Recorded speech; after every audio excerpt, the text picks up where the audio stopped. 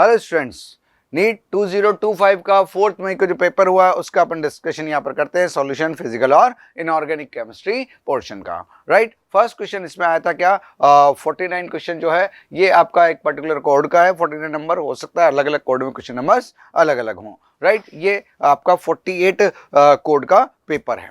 Right, इसमें if the rate constant of reaction is 0.03 second inverse, how much time it take for 7.2 mole per liter concentration of reactant to get reduced to 0.09 moles per liter. Right, that means आपके पास यहाँ पर क्या दिया हुआ, rate constant given है। सबसे पहले तो 0.03 सेकेंड इनवर्स। राइट, ठीक है, और इनिशियल कंसंट्रेशन जो वो दिया हुआ है 7.2 मोल पर लीटर। राइट, एंड जो रिमेनिंग कंसंट्रेशन है reduce up to, that is कहां तक दिया है, 0.9 मोल पर लीटर। राइट, एंड पूछा क्या है, time taken for this conversion, ये आपसे यहां पर पूछा हुआ है। राइट, पर ऑर्डर क्या होगा, फॉर्मूला कौन सा लगाएंगे, तो आपके पास यहां पर रेट कांस्टेंट की यूनिट से पता लग रहा है, it is first order reaction, and as we know that is Ct is equal to C0 e power minus Kt। Simple सा इसको सॉल्व करना है, ऑल वैल्यूज आर गिवन, और ये तो इस तरह से सिंप्लीफाई फॉर्म में कैलकुलेट कर लें, और you can say what, Kt is equal to 2.303 log of C0 upon Ct। Right, इसको सॉल्व करेंगे, टाइम आ जाएगा कितना होगा, 2.303 अपॉन 0.03, या फॉर्मूला लिखते हैं तो अपने पास क्या आएगा, के। Right, log of C0 upon Ct, simplify form में सॉल्व कर लें, 2.303 अपॉन 0.03 लॉग ऑफ कितना आएगा बेटा, यहाँ पर 7.22 0.09 सॉल्व करेंगे, और अपना answer t is equal to, ये 10 पावर कितना हो जाएगा, log 8 2 पावर 3 आगे आ जाएगा, log 2 0.693 होगा, नीचे है तो 69.3 सेकंड इसका आंसर आ जाएगा। That is third is option is correct answer.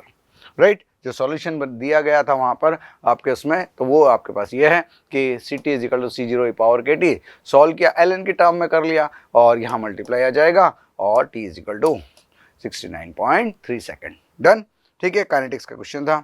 Next question पे आते हैं, स्टेटमेंट 1, स्टेटमेंट वाला क्वेश्चन है, और ये आपका केमिकल बॉन्डिंग से है। राइट, क्या है, hypothetical diatomic molecule with the bond order 0 is quite stable not, अगर बॉन्ड ऑर्डर 0 हो जाएगा तो मॉलिक्यूल कैसा होगा, अनस्टेबल होगा। राइट, बिल्कुल सही बात है, तो ये स्टेटमेंट आपके पास क्या हो गया, रॉन्ग हो गया। Right, statement second, as the bond order increases bond length increases, नहीं, bond length is inversely proportional to bond order है, सो अगर बॉन्ड ऑर्डर इंक्रीज होता है तो बॉन्ड लेंथ डिक्रीज होता है। बॉन्ड ऑर्डर होता है क्या, number of bond between two bonded atom, like triple bond, double bond और सिंगल बॉन्ड। तो बॉन्ड लेंथ आपके पास क्या होगी, हाइयर किसकी होगी, सिंगल बॉन्ड की होगी, और लोअर किसकी होगी, ट्रिपल बॉन्ड की होगी। राइट, तो यहाँ पर ये स्टेटमेंट भी क्या हो जाएगा, रॉन्ग हो जाएगा, कि वो कह रहा है दोनों ही इंक्रीज कर रहे हैं, तो statement 1 and 2 both are false. That is fourth option is the correct answer. Right, 0 bond order molecule is unstable, और and as bond order increases bond length decrease, तो both statement are false. Right, simple question था। 1 number question है, out of the following complex compound which having compound will having the minimum conductance of solution. Minimum conductance किससे show होगा, आपके पास conductance जो है वो होता है number of ions present in solution. Right, और ये आपके पास कौन से हैं, कोऑर्डिनेशन कंपाउंड से, तो आपके नंबर ऑफ आयंस है 1:3, that is total number of ions 4 आ जाएंगे। राइट, यहाँ से आपके पास कितने आएंगे, CONH3 whole for complex part एक है, और क्लोराइड आयन बाहर है, तो 1:1 वाला कॉम्बिनेशन है, और मैक्सिमम आयन 2 देंगे। जबकि थर्ड और फोर्थ के अंदर देखें, बोथ आर कैसे हैं, नॉन इलेक्ट्रोलाइट, और नॉन इलेक्ट्रोलाइट से आपके पास आयंस कितने आएंगे, आपके पास 0 आएंगे, राइट। तो आपके पास 3 और 4 दोनों आंसर होना चाहिए, क्योंकि मिनिमम कंडक्टेंस पूछिए, थोड़ी बहुत कंडक्टेंस होगी, वो किसकी वजह से, प्रेजेंस ऑफ इम्प्योरिटी या फिर सॉल्यूशन की वजह से, जो कि सॉल्ट का सॉल्यूशन है, और ये सॉल्युबल तो है, साथ में क्या होंगे, आयंस नहीं बन रहे तो कंडक्टेंस, राइट। तो इनके लिए आपके आंसर 3 और 4 होना चाहिए, राइट। देखते हैं इसके अंदर, तो less number of ions less will be the conductance in the age in the complex C and CONH3 whole thrice Cl3 and cobalt NH3 whole 4 Cl2, इन दोनों के लिए क्या, there are no ions there is non conductor, तो conductance क्या हो जाएगी, minimum. Done, ठीक है। ये थोड़ा सा हो सकता है 3 और 4 में जो भी आंसर हो, ठीक है। 52 आपका है सॉल्यूशन कॉलिगेटिव का, which of the following aqueous solution exhibit highest boiling point, right. Boiling point colligative property है, right, sorry elevation boiling point अपना क्या है, कॉलिगेटिव प्रॉपर्टी है, और हमें पता है colligative property directly proportional number of particles present in, और नंबर ऑफ पार्टिकल्स आपके पास होंगे क्या, जो इनका वांट ऑफ फैक्टर और कंसंट्रेशन पर डायरेक्टली प्रोपोर्शनल है। कॉलिगेटिव प्रॉपर्टी यहाँ पर है क्या, elevation boiling point, right. Elevation boiling point होता है solution boiling point minus solvent boiling point, right. अगर आपके पास इसकी वैल्यू हायर है, राइट, तो बॉइलिंग पॉइंट भी क्या होगा, सॉल्यूशन का TB is the solution boiling point also क्या होगा, हायर होगा, राइट। दैट मीन्स आपके पास जो बॉइलिंग पॉइंट है that is TB is directly proportional to I into C।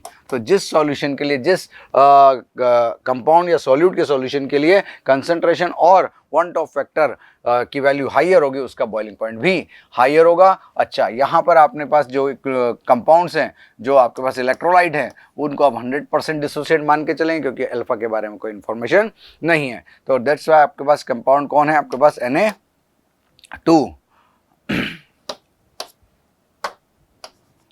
Na2SO4, right. इधर आपके पास नंबर ऑफ आयंस आ जाएंगे, एज वी नो, दो जो आपके पास डेल्टा TB है, इसका फॉर्मूला अपने पास होता है क्या, TB is equal to I into KB into M, जो कि मोलरिटी, यहाँ कंसंट्रेशन दिया हुआ है, राइट, ठीक है। और इसके लिए आपके पास क्या है, कंसंट्रेशन कितना है, और I value, number of ions I value 0.01, और इसका है 3, तो मल्टीप्लाई होकर 0.03 आ जाएगा I इंटू C, 0.03।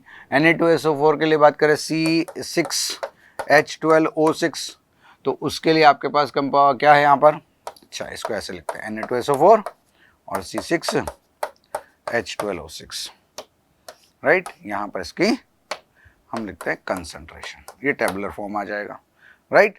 और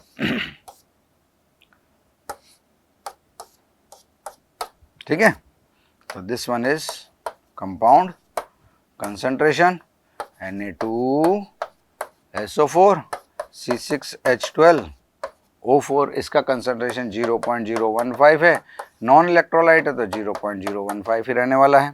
सेकंड इज यूरिया सॉल्यूशन है, और इसका जो कंसंट्रेशन है वो 0.01 है, ये भी नॉन इलेक्ट्रोलाइट है तो 0.01 ही रहने वाला है।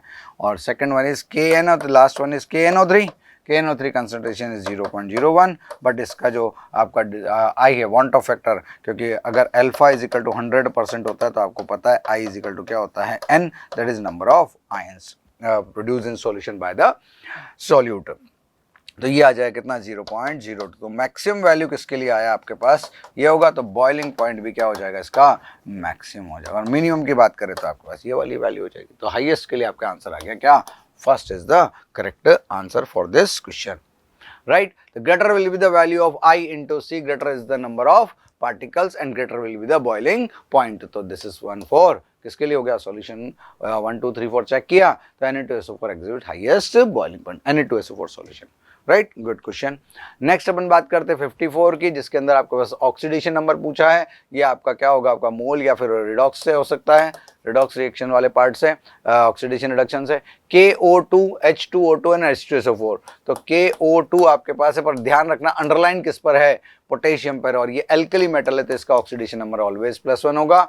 H2O2 में किस पर है, ऑक्सीजन पर है, तो ये तो पता है +1 into 2 + 2 into X, right, is equal to 0, तो X इज इक्वल टू कितना आ गया, -1। पर ऑक्साइड है इसकी स्ट्रक्चर से आप बता सकते हो इसमें कि पर ऑक्सी लिंकेज है तो इसके रेस्पेक्ट में तो 0 आएगा, बट कि हाइड्रोजन के रेस्पेक्ट में -1 और -1 ऑक्सीडेशन नंबर आ जाता है, राइट। और H2SO4 की बात करें तो सल्फर का ऑक्सीडेशन नंबर अपन मानेंगे कितना, x, total sum of the oxidation number होता है कितना, 0, तो x इज इक्वल टू आ जाता है +6, राइट।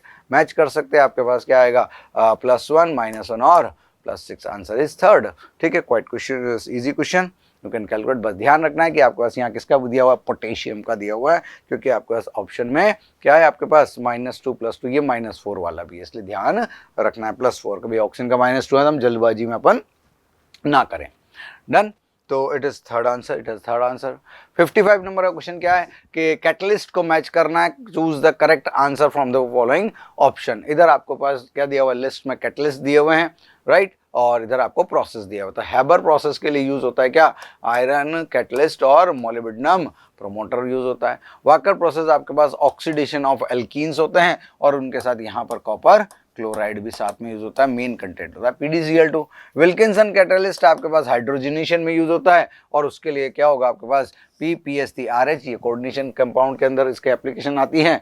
RH ये स्क्वायर प्लेनर कॉम्प्लेक्स है, जबकि बिगर वो अच्छा खासा इसका एप्लीकेशन है कि भाई यहाँ पर RH+1 है, फिर तो ये कितना D8 कॉन्फ़िगरेशन रखता है, 5D8 4D8 5D8, तो ये हमेशा स्क्वायर प्लेनर होगा, इसलिए अपन को याद रहना चाहिए। जिगलर नाटा कैटलिस्ट ये आपके पास क्या होगा, TLCl सिग्मा कॉम्प्लेक्स है, एल्यूमिनियम ट्राईमिथाइल एल्यूमिनियम और टाइटेनियम टेट्रा क्लोराइड, इनका मिक्सचर। तो 1 2 3 4 आई थिंक सो ये सेम ही मैच हो रहे हैं, तो 1 2 3 4 is the correct answer. Fourth इसका आंसर हो जाएगा, सॉरी फर्स्ट इसका आंसर हो जाएगा, जो कि आपके मैच कर रहे हैं करेक्टली। हैबर प्रोसेस, कैटलिस्ट आपके पास है, वाकर प्रोसेस ये हो गया, और आपके पास विल्किंसन कैटलिस्ट और Ziegler Natta catalyst. Simple question है। नेक्स्ट अपन बात करें 56 नंबर, given the below are two statement like nitrogen that can form ammonia, ठीक है, arsine can form arsenic can form arsine, yes. Nitrogen अगर आपके पास NH3 बना रहा है तो हमें पता है फास्फोरस हाइड्राइड क्या होगा, PH3, और आर्सेनिक हमारे पास होगा ASH3, और एंटीमनी हमारे पास क्या होगा, SbH3, और बिस्मिथ हमारे पास बनाएगा BiH3। पर BiH3 में आपके पास ये कैसा होता है, आयोनिक होता है, बाकी आपके पास ये नॉन मेटलिक या फिर रिड्यूसिंग कैरेक्टर के साथ होते हैं। और ये हाइड्राइड भी जैसे आपका अमोनिया है वैसे ही क्या बनाएगा, कौन, आर्सिन भी बनेगी, राइट। तो अमोनिया, फॉस्फिन, आर्सिन, स्टिल्बिन और बिस्मिथ हाइड्राइड, करेक्ट स्टेटमेंट है, right. Antimony can not form antimony pentoxide, तो नाइट्रोजन, फास्फोरस, आर्सेनिक, एंटीमनी और बिस्मिथ, जो कि आपका 5th A ग्रुप है, 15th ग्रुप है, कॉन्फ़िगरेशन NS2NP कितना होता है, 3, तो यहाँ 2S2 2P3 हुआ, 3S2 3P3 हुआ, 4S2 4P3 हुआ, बीच में 3D आ गया 10, राइट। यहाँ पर 5S2 4F14 और 4D, 5S के बाद 4D, 5S के बाद 4D 10 और 5P3 हो गया। बिस्मिथ में 6S2 और कितना आ जाएगा, 4F14 और 5D 10 और 6F3, right, 6P3, 6P3, right. तो आपके पास बिस्मिथ से ऊपर से नीचे जाएंगे तो हमारे पास क्या होंगे, S और P दोनों के इलेक्ट्रॉन ही क्या होंगे आपके पास यहाँ पर बॉन्ड में पार्टिसिपेट करेंगे, इसलिए ऑक्सीडेशन नंबर +3 और +5 शो करेगा। और अप टू डाउन जाते हैं due to inert pair effect, we just say the stability of +3 is increases but +5 की स्टेबिलिटी डिक्रीज होता है। तो डाउट यही होता है कि आपके पास क्या होगा, higher oxidation state, lower heavier element ये शो नहीं करेंगे, लेकिन आपके पास क्या होगा, इनसे हाइयर ऑक्सीडेशन स्टेट जनरली किसके साथ शो करते हैं, +3 और +5 ऑक्सीडेशन नंबर, ये जनरली किसके साथ, फ्लोरीन और ऑक्सीजन के साथ फॉर्म करते हैं। तो N2O5 होता है, हाँ, P2O5 होता है, हाँ, राइट, AS2O5 होता है, हाँ, और Sb2O5 होता है, हाँ। Bi2O5 स्ट्रॉन्ग ऑक्सीडाइजिंग एजेंट है, ये एग्जिस्ट नहीं करेगा, तो भैया हमारा एंटीमनी तो क्या बनाता है, एंटीमनी पेंटाऑक्साइड बनाता है, राइट, ठीक है, किसके साथ, ऑक्सीजन फ्लोरीन के साथ। बाकी आपके पास स्टेबिलिटी की बात करें तो +3 की ज़्यादा होगी, +5 की कम होगी, तो हमारे पास सेकंड स्टेटमेंट क्या हो जाता है, correct, but first one is incorrect. तो आंसर शायद 2 हो जाना चाहिए। अच्छा, फर्स्ट दोनों फॉर्म है ना, तो दोनों ही सही हुए, तो आंसर आपके पास क्या आएगा, both are correct. Answer is third, right, answer क्या है, थर्ड। डन, ठीक है ना। तो इस तरह से अपन यहाँ पर चेक कर सकते हैं। ये सारी थोड़ी सी बात बता दी ताकि अपन याद रख लें। तो nitrogen form ammonia, arsenic form arsine, antimony form antimony pentoxide, और exist in dimeric form P4O10 की तरह क्या होगा, AS4O10 और Sb4O10। डन, ठीक है ना। तो first is correct, second is incorrect हो जाएगा, ठीक है। आंसर इज कौन सा हो गया आपके पास, incorrect. Answer is first, answer is first, right, ठीक है। ये करेक्ट है क्योंकि कैन नॉट लिखा है ना, इसलिए क्या हो गया, इनकरेक्ट हो गया। डन। नेक्स्ट आता है क्या, 57, given below are two statement. फिर स्टेटमेंट वाले क्वेश्चन थोड़े ज्यादा है, मैथमेटिक्स वाले तो लेंथी की तरफ पेपर जाता है। Ferromagnetism is considered as a extreme form of paramagnetism. सही बात है, पैरामैग्नेटिज्म क्या होता है कि आपके पास in presence of magnetic field substance behave as a magnet, that is known as paramagnetism due to presence of unpaired electron, right, ठीक है। But in absence of, presence के साथ साथ एब्सेंस ऑफ सब्सटेंस अगर मैग्नेटिक फील्ड के magnetic behaviour show करता है, that is known as ferromagnetism. और ये होता है आपके पास नंबर ऑफ अनपेयर्ड इलेक्ट्रॉन के जितने भी ओरिएंटेशन है वो सारे एक ही डायरेक्शन में होते हैं, तो वो क्या होगा, फेरोमैग्नेटिज्म, स्ट्रॉन्ग मैग्नेटिज्म शो करेगा, जो कि परमानेंट मैग्नेट बनाने के काम में आ जाता है, राइट। सो आपके पास क्या होगा, paramagnetism is the, ferromagnetism is the extreme of paramagnetism, ठीक है। number of unpaired electron in Cr2 plus 24 is the same as that of Nd, neodymium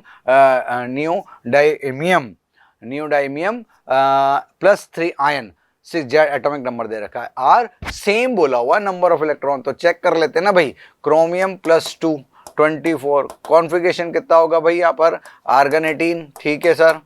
उसके बाद क्या आ जाएगा, 3D4S। जब आपके पास 24 है तो कितना आएगा यहाँ पर, 5, राइट, और 1, क्योंकि आपके पास कितना है यहाँ पर, हाफ फील्ड के क्लोज होता है, और यहाँ पर 3D5 4S1। लेकिन क्रोमियम +2 बनाना है तो it will change in 3D4 4S0, right. जब 3D4 4S0 होगा तो अनपेयर्ड इलेक्ट्रॉन कितना आ जाएगा आपके पास, डी में 1 2 3 4, 1 2 3 4, 4 ही आएगा, 4 अनपेयर्ड इलेक्ट्रॉन है, ठीक है सर।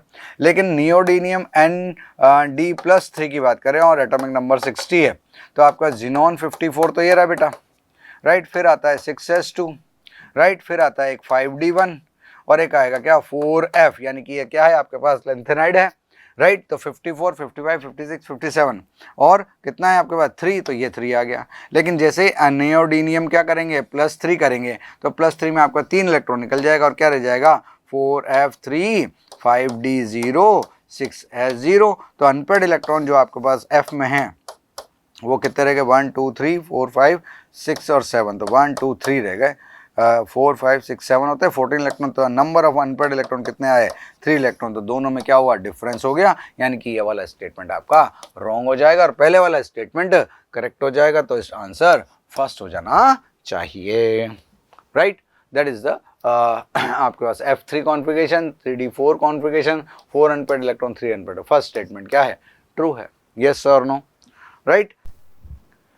59 नंबर क्वेश्चन बेटा यहाँ पर है, मैच लिस्टिंग है, और ये आप पी ब्लॉक का इनर्ट गैसेस कंपाउंड कहते हैं या फिर आपके पास इसमें केमिकल बॉन्डिंग कहते हैं, राइट। हाइब्रिडाइजेशन है तो केमिकल बॉन्डिंग होगा, राइट। मैच लिस्टिंग करना है XeO3, XeO3 के अंदर अपने पास क्या होगा, आउटरमोस्ट शेल में जिनॉन के होते हैं 8 इलेक्ट्रॉन। आपको लुईस स्ट्रक्चर के साथ साथ क्या होगा यहाँ पर हाइब्रिडाइजेशन चेक करना होगा बनाकर। तो स्टेरिक नंबर चेक करते हैं, bond pair plus lone pair जो स्टेरिक नंबर है, और आपके पास ये क्या देगा, हाइब्रिडाइजेशन का टाइप देगा, स्ट्रक्चर बता देंगे।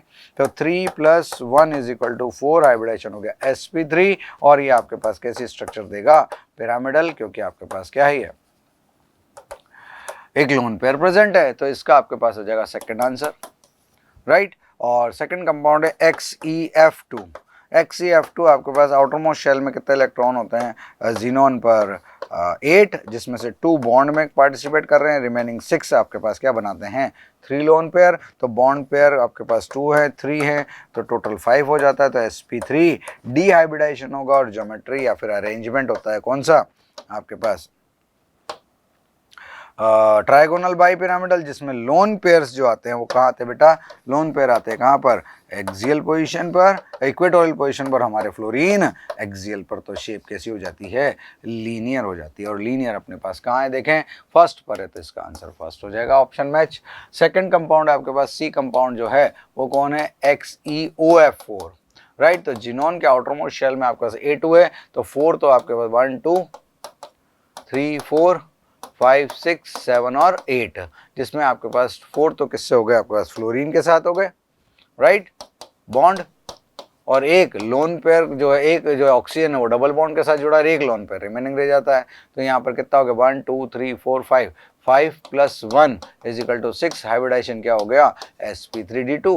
और sp3d2 में आपके पास जो ज्योमेट्री निकल के आती है वो होती है बेटा कैसी, ऑक्टाहेड्रल, जिसमें आपके पास सेंट्रल एटम तो कौन है, जिनोन, राइट। और 4 फ्लोरीन जो हैं वो प्लेन में रह जाएंगे, एक ऑक्सीजन डबल बॉन्ड, यहाँ पर अपोजिट डायरेक्शन में कौन आ जाएगा, लोन पेयर। तो ये आपके पास क्या होगा, स्क्वायर पिरामिडल, क्या होगा, स्क्वायर पिरामिडल आपके पास ये वाला। तो आंसर इसका हो जाएगा फोर्थ, राइट। नेक्स्ट जो कंपाउंड है वो है XeF6, राइट। डी ऑप्शन जो है वो है XeF6। अब जिनोन के पास होते हैं कितने इलेक्ट्रॉन, 8, जिसमें 6 तो F फ्लोरीन ने बॉन्ड बना रखे हैं और एक लोन पे रिमेनिंग रहता है। तो आपका 6 + 1 डायरेक्ट लिख सकते हैं तो 7, हाइब्रिडेशन आ जाएगा sp3d3। वैसे तो आपके पास ऑप्शन बचा है तो वो कर लेंगे, राइट, ठीक है। अच्छा हुआ इसने ये बाद में दिया, वरना पूरा ही आपको चेक करना होता। ये होगा पेंटागोनल बाइपिरामिडल, किसके लिए, किसके लिए पेंटागोनल बाइपिरामिडल, किसके लिए अपने पास sp3d हाइब्रिडाइजेशन के लिए। अब जो 6 फ्लोरीन है वो तो अपनी पोजीशन पर एग्जैक्टली सही है, 1 2 3 4 5, राइट, और 6 हो गए, 1 2 3 4 5 6। और एक लोन पे रहता है वो यहाँ पर 90 डिग्री पर आएगा, तो इसका डिस्टॉर्टेड कैसे बनेगा। एक्चुअली जब अपन डिस्टॉर्टेड ऑक्टाहेड्रल की बात करते हैं ना, तो ऑक्टाहेड्रल में जो 6 फ्लोरीन हैं वो अपनी जगह हैं, हाँ सर, राइट, वो अपने पास अपनी जगह हैं, ठीक है, राइट। ये जीनोन हो गया, ये जीनोन हो गया। और जो फ्लोरीन है वो कहाँ है भाई, ये आपके पास 6 फ्लोरीन अपनी जगह लगे। तो सर ये तो ऑक्टाहेड्रल हो गया, लेकिन हमारे पास यहाँ जीनोन के पास एक लोन पेयर भी आ जाता है और इसको डिस्टॉर्टेड करता है, जिसको हम कैप्ड ऑक्टाहेड्रल भी बोलते हैं। इसलिए आपके पास इसका आंसर क्या हो जाएगा, third one is the correct answer for matching for D option. तो आंसर क्या हो जाएगा आपका, सेकंड, फर्स्ट, थर्ड, फोर्थ और कौन सा, fourth and third, that is second first fourth और third is the correct option. Done, ठीक है, थोड़ा लेंदी था लेकिन आप आराम से इसको 3 कर ले, अपने आप मैच कर लेंगे, लेकिन पूरा सॉल्यूशन बता रहे हैं इसलिए आपको 1 बाय 1 यहाँ पर चेक करा जा रहा है, ठीक है। तो ये आपका बस लिस्ट बनाई दी अपन ने, वहां पर डायग्राम बना के बता दिया। डन। नेक्स्ट अपने पास आता है क्या, 61 number, which of the following statement is true. ठीक है, ये स्टेटमेंट वाले क्वेश्चन है, ABCD क्वेश्चन करके दे दिया है। अनलाइक ए स्टेटमेंट क्या है, unlike gallium has very high melting point, यही डाउट में आ गया। Caesium has very low melting point, सही बात है, लेकिन दोनों में मेल्टिंग पॉइंट जो है लगभग इक्वल होता है।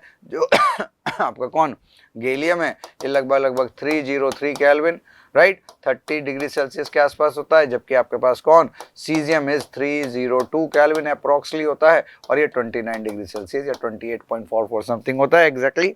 ठीक है, तो इन दोनों के बॉइलिंग पॉइंट क्या है, रूम टेम्परेचर से थोड़ा सा ज़्यादा 25, ये तो रूम टेम्परेचर ही हो गया लगभग, क्योंकि आपके पास गैलियम यूज होता है किसके अंदर गैलियम यूज्ड इन किसके अंदर थर्मामीटर, राइट, क्योंकि इसका बॉइलिंग पॉइंट और मेल्टिंग पॉइंट में बहुत ज़्यादा डिफरेंस होता है, राइट। 2400 डिग्री सेल्सियस का क्या होगा आपके पास ये गैलियम का बॉइलिंग पॉइंट होगा, मेल्टिंग पॉइंट इतना है, दोनों का लगभग बराबर है। तो आपका ए स्टेटमेंट क्या होगा यहाँ पर थोड़ा डाउटफुल लग रहा है, आगे पढ़ते हैं। The Pauling scale of electronegativity value of nitrogen and chlorine are not same. क्यों भाई? पॉलिंग स्केल पर तो दोनों 3.0 होता है तो सेम है, ये स्टेटमेंट आपका रॉन्ग हो जाता है। आर्गन पोटेशियम कितना होगा? पोटेशियम प्लस 4 हटा देते हैं यहाँ से, इज नॉट 4, पोटेशियम प्लस और आपके पास कौन? क्लोराइड, कैल्शियम और सल्फाइड आर आइसो इलेक्ट्रॉनिक। ठीक है, सही बात है सर। आइसो इलेक्ट्रॉनिक के लिए अपने क्या होता है? नंबर ऑफ इलेक्ट्रॉन सेम होता है, तो argon potassium plus, calcium 2 plus, right, chloride और सल्फाइड दिए हुए हैं। एटॉमिक नंबर 18, 19, 20, 17 और 16 है। टोटल नंबर ऑफ इलेक्ट्रॉन की बात करेंगे तो यहाँ न्यूट्रल है एटम, यहाँ पर पॉजिटिव चार्ज है तो फिर 18, यहाँ पर पॉजिटिव +2 है तो 20 में से 1 कम हो जाएगा, यहाँ नेगेटिव चार्ज है तो कितना हो जाएगा? यहाँ पर 18 इलेक्ट्रॉन और 16 + 2 अगेन नेगेटिव के लिए 18 इलेक्ट्रॉन। तो सारे कैसे? Iso electronic. It is correct statement, right. The correct order of first ionisation enthalpy of sodium, magnesium, aluminium, silicon is silicon, aluminium. इन्होंने जो दिया हुआ है क्या? फर्स्ट आयोनाइजेशन एंथैल्पी ऑर्डर क्या दिया हुआ है? सिलिकॉन, एल्यूमिनियम,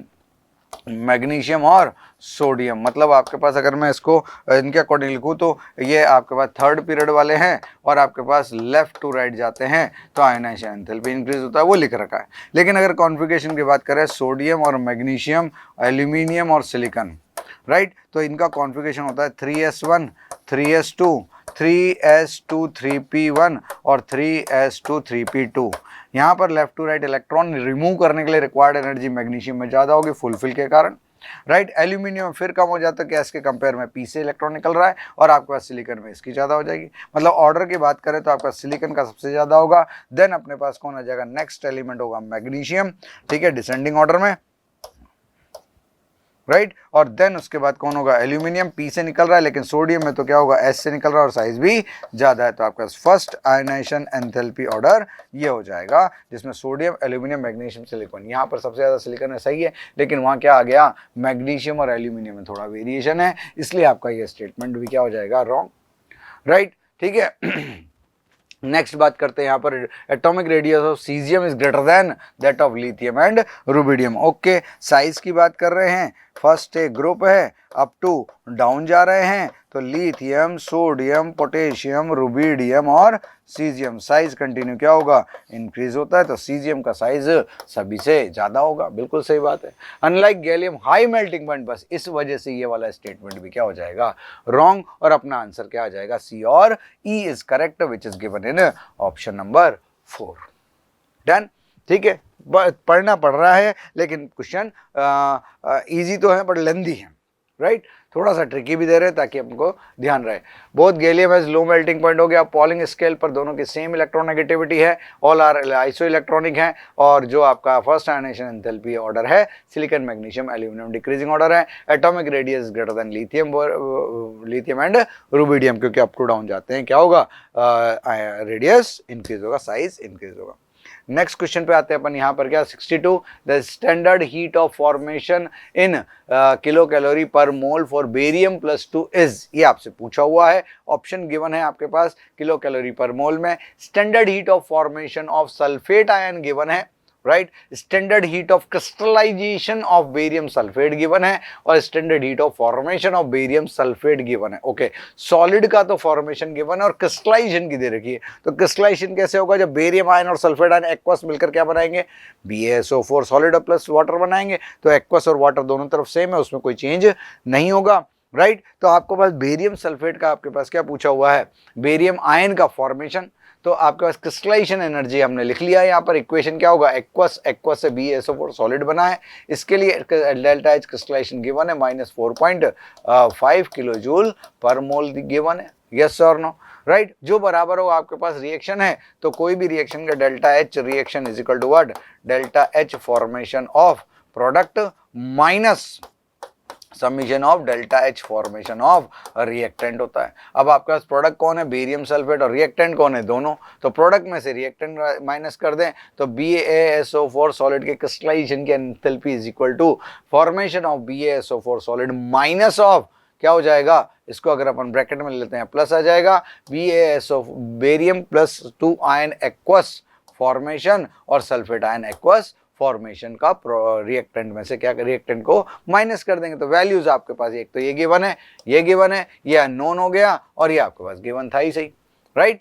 ठीक है ना। तो इस तरह से आपको जब सॉल्व करते हैं तो aqueous delta H formation of barium plus 2 ion aqueous is given, कितना आ जाता है -128.5 किलो कैलोरी पर मोल, जो आंसर आपका थर्ड ऑप्शन के अंदर गिवन है, राइट। तो इसका आंसर आ जाता है 32। कैलकुलेशन पार्ट है, थोड़ा सा आराम से इस फॉर्मेट को ध्यान रखते हुए इक्वेशन लिखो और आप सॉल्व कर लेंगे। क्रिस्टलाइजेशन दे रखा है Na+, इसलिए इसको टफ साइड को इक्वेशन कहा जा सकता है। मैच द लिस्टिंग है, एग्जाम्पल है, ये आपका थोड़ा सा प्रैक्टिकल साइड से आ जाता है क्योंकि आपको लैब मैन्यूल में इस बार पिछले बार जोड़ा था तो वही चीज है। सरफेस केमिस्ट्री तो हटा दिया था लेकिन ये वाला ऐड किया और सॉल्यूशन का टाइप है तो सॉल्यूशन कॉलिगेटिव से भी लिया जा सकता है।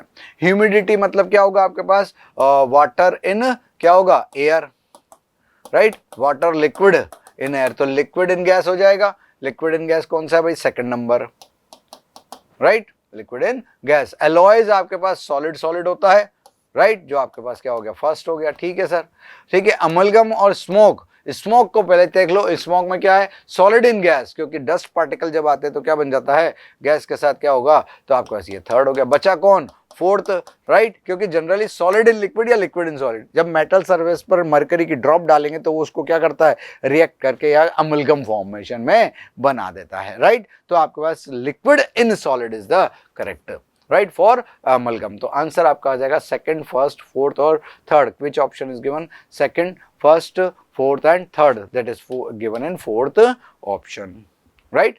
ठीक है, तो आपका four answer is correct. Humidity liquid in gas, alloys solid in solid, amalgam liquid in solid and smog solid in gas, right। Then next question आते हैं अपन यहाँ पर किसका, 64 नंबर है। रिएक्शन दिया हुआ है carbon solid plus 2H2O CH4 delta H is equal to -74.8 kilojoule per mole, that means exothermic reaction है। रिएक्शन कौन सा है, ये एक्सोथर्मिक है, राइट। काइनेटिक्स का क्वेश्चन है, राइट, अच्छा क्वेश्चन है। Which of the following diagram gives an accurate representation of the above reaction. Reactant given है और आपके पास क्या है, ये प्रोडक्ट है, राइट, रिएक्टेंट हो प्रोडक्ट। तो आपके पास जब एनर्जी लेवल डायग्राम बनाते हैं तो आपके पास क्या होगा, डेल्टा H जो रिएक्शन है वो आपके पास आता है क्या, E product minus E reactant, right. अगर ये नेगेटिव वैल्यू है तो आपके पास क्या होगा, इस कंडीशन के लिए डेल्टा H को, रिएक्शन को, एंथैल्पी ऑफ रिएक्शन नेगेटिव करने के लिए आपके पास क्या आएगा, यहाँ पर E product is less than E reactant होना चाहिए, राइट। और इन दोनों का गैप ही आपके पास क्या होता है, this one is activation energy, नहीं होगा ये, right. This one is the endothermic reaction, ये पॉजिटिव आ जाता है तो ये भी नहीं हो सकता है, राइट। ये वाला ऑप्शन करेक्ट है क्योंकि यहाँ पर प्रोडक्ट माइनस रिएक्टेंट करेंगे तो ये डिफरेंस 74.8 है और ये माइनस में आ जाएगा। ये पूरा आपका थ्रेशोल्ड एनर्जी वाली बात है तो ये भी नहीं हो सकता। ये वाली रिएक्टेंट से ट्रांजिशन स्टेट बनाने वाली कंडीशन क्या कहलाती है, आपके पास एक्टिवेशन एंथैल्पी को रिप्रेजेंट कर रहा है, राइट। ठीक है, तो करेक्ट रिप्रेजेंटेशन आपका थर्ड हो जाता है, as reaction is exothermic, right। तो reaction is exothermic, it is third option is correct answer, done। Next बात करते हैं यहाँ पर क्या, for the reaction 67 number question, for the reaction A convert into 2B the backward reaction rate constant is higher than that of forward reaction rate constant by the factor of वो 2500 at 1000 Kelvin, given that R is equal to 0.0831, right। Kp for the reaction is, Kp आपसे पूछा हुआ है और reaction के लिए reactant और backward और फॉरवर्ड रिएक्शन, यानी कि for the reaction we can say K equilibrium, concentration term में Kc हो जाएगा, वो होता है K forward upon K backward, और फॉरवर्ड अपॉन बैकवर्ड बोल रहा है, backward rate constant, backward reaction rate constant is higher than कितना, higher than forward reaction rate constant by the factor of 125, यानी कि ये आ जाएगा 12500, ये आपका Kc आ गया। और इस रिएक्शन के लिए डेल्टा Ng निकालेंगे तो आपका इस प्रोडक्ट में 2 - 1 इज इक्वल टू 1 हो जाएगा गैसियस कंपोनेंट, और आपको रिलेशन पता है Kp is equal to what, Kc/RT power delta आयन होता है। R value I think so given है 0.0831 और टेम्परेचर गिवन है कितना, 1000 केल्विन, यस और नो, इजी क्वेश्चन हुआ। तो Kp इज इक्वल टू, बस ये वाली फैक्टर लैंग्वेज से समझने वाली बात थी, K इज इक्वल टू कितना आएगा, 1/2500 0.0821 या 831 बोला हुआ उन्होंने, बिल्कुल सही बात है, इंटू 1000। तो ये कैलकुलेशन थोड़ा सा भारी पड़ जाता है, ठीक है, क्योंकि अचानक से नहीं आता। 831 3 हो गया ना, अपॉन 2500। इसको सॉल्व करेंगे तो अपने पास आंसर कितना आ जाएगा, 0 पॉइंट कितना आपके पास पॉइंट ऊपर चला जाएगा, तो हम कैलकुलेट करेंगे तो कितना आएगा, 0.003 ATM, राइट। ठीक है ना, तो कैलकुलेट करते तो अपने पास कितना आता है, 0.033 ATM। पावर डेल्टा एन है तो पावर डेल्टा एन कितना है आपके पास, 1। डन, देखो इस क्वेश्चन को, ठीक है। सो गैसेज है, के फॉरवर्ड के बैकवर्ड का ऑर्डर किया हो गया, डेल्टा एन अपन ने 1 रख दिया, सॉल्व किया तो आपके पास कितना आ रहा है, ठीक है, 25 है, तो 0.033 ATM power 1। 68 number question, the ratio of the wavelength of the light absorbed by hydrogen atom when it undergoes 2 to 3 transition and 4 to 6 transition respectively, right? Ratio of wavelength of light, right? तो दो तरीके अपने पास, जो भी आपका transition होता है, whenever electron transfer lower to higher, right? The energy is absorbed, right, and its value is equal to delta E is equal to En2 minus En1, right. और अपन 1 इलेक्ट्रॉन सिस्टम किसकी बात हो रही है, एब्जॉर्ब हाइड्रोजन एटम है, तो 13.6 into normal बात करें तो अपने पास 1/N1 square minus 1/N2 square होता है, राइट। या फिर आपके पास डेल्टा ई जो होता है ना, डायरेक्टली अपने पास क्या हो जाता है, hc/लैम्डा के इक्वल होगा, राइट। तो अब यहाँ पर आप इससे 1/लैम्डा जब कैलकुलेट करते हैं तो 13.6 upon hc into Z square into 1/N1 square minus 1/N2 square को ले लेंगे, और ये वैल्यू आपके पास RH जो कांस्टेंट होता है, Rydberg constant RH into Z square into 1/N1 square minus 1/N2 square, right. आप चाहे तो पहले डेल्टा ई की रेशियो निकाल कर उसका इन्वर्स कर देंगे, क्योंकि आपको यहाँ से delta E is inversely proportional to क्या हो जाता है, एब्जॉर्ब वेवलेंथ। जो इलेक्ट्रॉन यहाँ से आएगा तो पर्टिकुलर एनर्जी क्या करेगा, एब्जॉर्ब करेगा, एच न्यू की फॉर्म में और hc/लैम्डा की फॉर्म में। ये फोटोन एब्जॉर्ब कर रहा है, इलेक्ट्रॉन क्या होगा, यहाँ पर ट्रांजिशन शो कर रहा है। 2 ट्रांजिशन है हाइड्रोजन के लिए, z इज इक्वल टू 1 हो जाता है बेटा। फर्स्ट ट्रांजिशन आपके पास कौन सा है, 2 to 3, तो डेल्टा ई की जो वैल्यू है, क्योंकि हमें रेशियो निकालना है तो आप इजीली कर सकते हैं, delta E is equal to 13.6 into 1 square into 1/2 square minus 3 square, right. और आपके पास जो डेल्टा ई निकल के आएगा कितना, 2 से 3 वाला, वो निकल के आएगा कितना, 13.6 अपनी जगह है, और यहाँ वैल्यू आ जाएगी कितनी, 4 इंटू 9 और ऊपर 5, ये वैल्यू आपके पास फर्स्ट आ गई। सेकेंड ट्रांजिशन जो है आपके पास कितना है बेटा, 4 to 6 है, तो इसके लिए जो ट्रांजिशन होगा delta E 4 to 6 in hydrogen atom, that is 13.6 into 1 square, तो यही सही, 1/4 स्क्वायर N1 और 1/6 square N2, it gives delta E 4 to 6 is equal to 13.6 into जितना भी होगा, क्या आएगा यहाँ पर 16 इंटू 36, और ऊपर कितना आएगा, माइनस करेंगे तो कितना आ जाएगा 20। This one is what, second expression बात कर लो, राइट। अब आपके पास यहाँ पर एज डेल्टा ई 1 बात करें 2 से 3 अपॉन डेल्टा ई कौन सा हो गया, 4 to 6 बात करें, तो जब दोनों का रेशियो लेंगे आपके पास तो क्या होगा, 5/4 इंटू 9, और ये आ जाएगा 20, और कितना हो जाएगा, अपॉन में हो गया ना, 20 और 16 इंटू 36, राइट। ठीक है ना, तो जब अपन इसको सॉल्व करते हैं तो आपके पास क्या होगा, ये तो 4 टाइम्स कैंसिल आउट हो जाने वाला है, और ये आपके पास 36 होगा तो 36 कैंसिल आउट हो जाएगा, और ये 4, तो 4/1 आएगा। But as we know from this, right, delta E is inversely proportional lambda, तो delta E 2 to 3 upon delta E 4 to 6 transition is equal to lambda 2 upon lambda 1 कर दे। ये वाला फर्स्ट ट्रांजिशन है, ये वाला सेकंड ट्रांजिशन है, तो जो वैल्यू आएगी वो क्या था आपके पास, कितना है, लैम्डा 2 to 1 कितना हो जाएगा, इट इज 4/1। लेकिन पूछा क्या है आपसे, एब्जॉर्ब फर्स्ट के लिए रेस्पेक्टिवली, राइट, तो lambda 1 upon lambda 2 is equal to 1/4 answer आएगा। राइट थोड़ा सा लेंदी था, ध्यान रखना था, जल्दबाजी करते तो गलत हो सकता है, लेकिन ऑप्शन आपके पास है ही नहीं, 4/1 भी आता है तो आप 1/4 करके आगे बढ़ सकते हो, राइट ठीक है। लेकिन डाटा 1/9, 1/36, 1/16 तो थोड़ा सा एक बार चेक करना होगा। लेंदी क्वेश्चन है पर कैलकुलेशन ईजी रही इसमें, राइट ठीक है ना। ये मैंने कर दिया और यहाँ पर आपके पास प्रिंटेड भी आ जाता है ताकि आप क्लियर कर सके। फर्स्ट ट्रांजिशन आपका ये है 2 to 3 तो 5/36 हो गया, और सेकंड ट्रांजिशन 4 to 6 है हाइड्रोजन के लिए तो आपके पास 20 ये हो गया। दोनों का रेशियो लिया 4 बाई कितना आया और 1 लैम्डा इसका उल्टा था तो एब्जॉर्ब बाय लेंथ 1/4 हो जाएगा, 4/1 का अपोजिट। डन ठीक है ना। तो इस तरह से आपके पास क्या होंगे, ये वैल्यू निकल के आ जाएगी।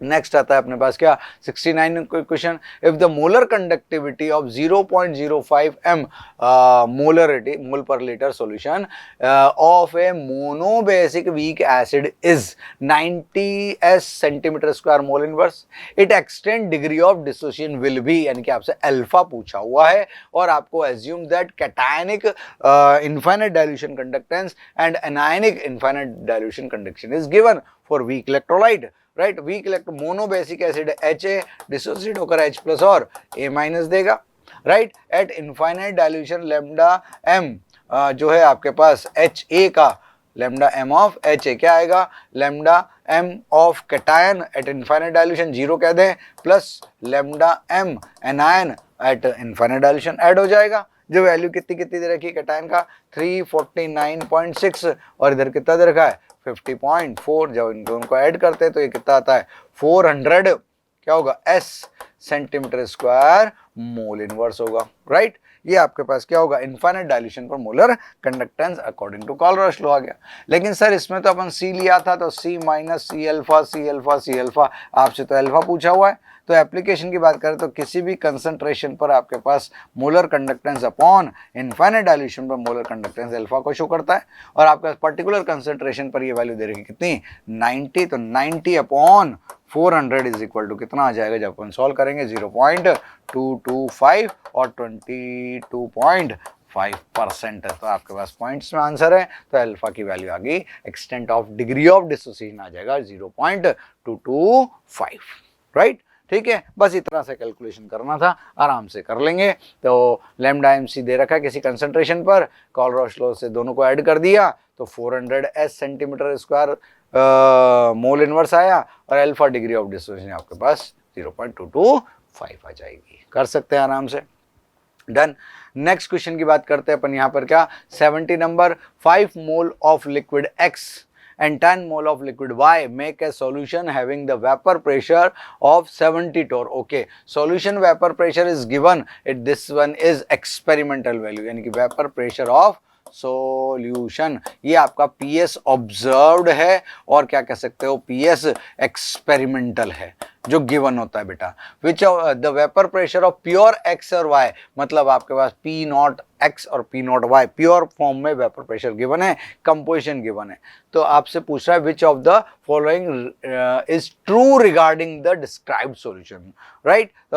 आइडियल हो सकता है, पॉजिटिव नेगेटिव डेविएशन शो करता है, और volume has greater, solution volume is greater than the sum of individual volume, यानी कि वॉल्यूम ग्रेटर बोल रहा है। कौन सा वाला वॉल्यूम ऑफ सॉल्यूशन, कौन सा एक्सपेरिमेंटल इज लेस देन, नहीं हायर बोला हुआ है भाई, वो बोल रहा है ना ग्रेटर देन क्या होगा सम ऑफ इंडिविजुअल वॉल्यूम। तो आपके पास वी थ्योरेटिकल कह सकते हैं इसको, वॉल्यूम ऑफ थ्योरेटिकल मतलब कौन सा डेविएशन, पॉजिटिव डेविएशन होगा, राइट चेक कर लेंगे, अभी नहीं पता क्या आ रहा है, ठीक है। आइडियल सॉल्यूशन में तो आपके पास क्या होगा P observed is equal to P theoretical होना चाहिए, राइट। पॉजिटिव डेविएशन में P ऑब्जर्व्ड ज्यादा होना चाहिए P थ्योरेटिकल से, और आपके पास नेगेटिव डेविएशन में P ऑब्जर्व्ड कम होना चाहिए P थ्योरेटिकल से, ये कंडीशन हमें पता है। तो सर हमें कैलकुलेट क्या करना है, अरे 70 दे रखा है, आप खुद कैलकुलेट करो। तो as for solution we can say that what PS is equal to what XA, दो सॉल्यूशन जो कंपोनेंट है वो क्या होंगे आपके पास XX और P0X according to Raoult law, XY और P0Y। I think values are given, NX is equal to 5 NY is equal to 10। तो XX mole fraction of first component that is 5/15 और XY is equal to 10/15 and P0X is given कितना है बेटा, its value is 63 torr, right, और P naught Y is equal to कितना given है आपको 78 Tor, right. सो यहां पर अगर वैल्यू कैलकुलेट करते हैं वैल्यूज रख के, दैट इज आंसर कितना आएगा 5/15 इंटू 63 प्लस 10/15 इंटू कितना 78। On solve this we get the values और इट इज 73 टॉर। मतलब ये आपके पास जो वैल्यू है ये कौन सा है, थ्योरेटिकल वैल्यू है। कैसा है, थ्योरेटिकल वैल्यू। और जो PS ऑब्जर्व्ड या गिवन वैल्यू है वो कितना है 70 टॉर है। तो इससे आपके पास पता लग रहा है PS theoretical is higher than PS observed हो गया। और ये सिचुएशन कब आती है, जब आपके पास कौन सा डेविएशन होता है, इट शो सॉल्यूशन शोज क्या होगा, नेगेटिव डेविएशन, क्योंकि आपके पास अट्रैक्शन ज्यादा होता है सॉल्यूट सॉल्वेंट में एक्स वाई के बीच में, और वेपर प्रेशर कम हो जाता है जितना एक्सपेक्टेड होता है। तो इट शोज नेगेटिव डेविएशन, ये आपका सॉल्यूशन, राइट। ठीक है, अच्छा क्वेश्चन है, ठीक है, थ्योरेटिकल कैलकुलेशन भी करा दिया है। इट शोज नेगेटिव डेविएशन, इस वैल्यू से कम आ रहा है, कैलकुलेट करके देखा 70 आपको दे रखा था और आपने ये कुछ फॉर्मूला लगाया, वैल्यू चेक करी 21 और 72 ऐड कितना आया 73 टॉर, डन। ठीक है ना, सिंपल सा क्वेश्चन है, एक बार इसको देख सकते हैं। ओके, नेक्स्ट आता है आपके पास 71 नंबर क्वेश्चन, राइट। पेपर करने में थोड़ा सा टाइम लगेगा, बट अगर आप पेशेंसली करते हैं तो क्वेश्चन बनते जाते हैं, राइट। कैलकुलेशन वाले आप सेकंड राउंड में कर सकते थे, लेकिन जो थ्योरेटिकल है वो सीधा कर सकते हैं। जैसे ये वाला क्वेश्चन है, ठीक है, टाइम लगेगा, लेकिन अगर सिस्टमेटिक करेंगे तो आपके पास क्या होगा, एक ही बार में सही होने के चांस बढ़ जाते हैं। क्या हश करते हैं तो फिर गलत होता है। Equal number of atom among the following choose the one with equal number of atom, किसका नंबर ऑफ एटम इक्वल आ रहे हैं। आपको ग्राम वेट दिया है, सब्सटेंस की मोलर मास गिवन है, राइट। तो नंबर ऑफ एटम कैलकुलेट करने के लिए क्या करते हैं, number of atoms in a given sample is equal to number of molecules multiply by atomicity, right. और एटॉमिसिटी आपके पास नंबर ऑफ एटम होते हैं। तो अगर इनके लिए मैं जो कंपाउंड है कौन Na2CO3, इनकी अगर एटॉमिसिटी की बात कर लें तो वो आपके पास कितना होगा, एटॉमिसिटी आपके पास कंपाउंड्स की कितनी हो जाएगी, यहाँ पर 3, 4, 5 और 6 हो जाएगी। अगला कंपाउंड कौन है, Na2O, राइट। ये 3 नहीं होगा यहाँ पर, Na2O, राइट। इसके लिए जो एटॉमिसिटी वो 3 है। NaOH का जो आपके पास है वो कितना होगा आपके पास यहाँ पर, वो भी आपके पास कितना आ रहा है, दैट इज 3, राइट। हाइड्रोजन पता है कितना होता है 2, और जो कार्बन डाइऑक्साइड है उसके भी कितने होंगे 3, राइट। अब अगर मैं नंबर ऑफ एटम्स की बात करूं तो आपके पास क्या होगा, नंबर ऑफ मॉलिक्यूल्स कैसे कैलकुलेट करें। अब आपको gram weight upon molar mass लिखना होगा, ये मोल्स बन जाएंगे इनटू Na इंटू एटॉमिसिटी। बस ये आपको फॉर्मूला यहाँ पर अप्लाई कर लेना है। तो आपके पास इस फर्स्ट की बात करेंगे तो कितना आएगा 212 अपॉन कितना 106 इंटू Na, ये तो नंबर ऑफ मॉलिक्यूल होगा, इंटू क्या कर दिया 6 कर दिया। तो ये टाइम्स आपके पास कितना डबल हो गया, तो ये 12 Na आंसर आ गया इसका। ठीक है, Na2O की बात करें तो कितना है, ये आपके पास 248 है, और जो मोलर मास है वो कितना है आपके पास 62, राइट। इनटू आपके पास Na इंटू 3 आ गया, क्योंकि एटॉमिसिटी 3 थी। तो 62 से ये आपके पास डिवाइड होता है कितना, कितने टाइम्स 4 टाइम्स, 4 इंटू 3 ये भी 12 Na हो गया। बिल्कुल इनके लिए नंबर ऑफ एटम सेम हो गए। NaOH की बात करें तो कितना आ रहा है 240 अपॉन 40 इंटू Na इंटू कितना हो जाएगा 3, राइट। जब आपका 46 से ये क्या होगा 40 है ना, 40 से डिवाइड होगा तो 6 इंटू 18 Na हुआ, मतलब ये सेम नहीं आ रहा है। और हाइड्रोजन के लिए कितना गिवन है बेटा 12 gram, 12/2 into Na into 2, that is equal to कितना आएगा आपका 4 2 कितना हो गया, कितना है 12 है ना, और 2 ग्राम आपका इसका क्या है मोलर मास, तो 6 इंटू 2 कितना हो जाएगा 12 Na। इसमें भी एटम आ गए, राइट। कार्बन डाइऑक्साइड का वेट दे रखा है 220/44, शायद ये 5 हो जाएगा, इंटू Na इंटू 3, तो ये आ जाएगा 15 Na आंसर आएगा, राइट। अब किसके लिए सेम हुआ यहाँ पर नंबर ऑफ एटम्स, किसके लिए सेम हुए, हाइड्रोजन के लिए, Na2O2 के लिए, Na2O के लिए, और किसके लिए Na2CO3 के लिए। यानी कि आपके पास क्या होगा A B सी, डी और ई में से किन किन के लिए सेम हो रहे हैं, डी, बी और ए। तो आपके पास ए, बी और किसका, डी, और ए, बी, डी आपके पास गिवन है किसमें, कौन से ऑप्शन में, फोर्थ ऑप्शन में आपको गिवन है। तो 71 का आंसर कितना हो जाता है, फोर्थ। तो सिस्टमेटिक करना पड़ता है, थोड़ा सा टाइम लगता है, लेकिन और फॉर्मूला ध्यान रखना होगा।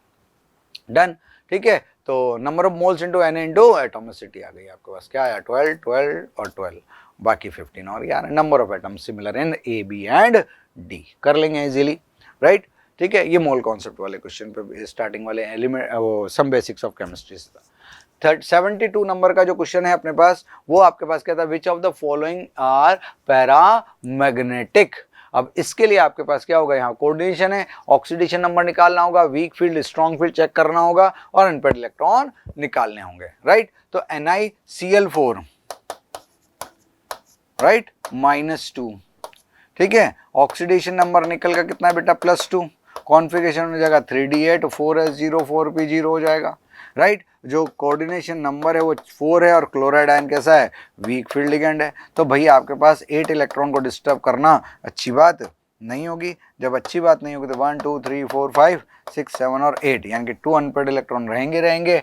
S आपका वैकेंट है, P आपका वैकेंट है। तो आपके पास पैरामैग्नेटिज्म पूछा हुआ है और हाइब्रिडाइजेशन क्या हो जाएगा, sp3, number of unpaired electron 2 है, तो ये वाला कंपाउंड हो जाएगा कैसा, पैरामैग्नेटिक, ठीक है। एक हो गया।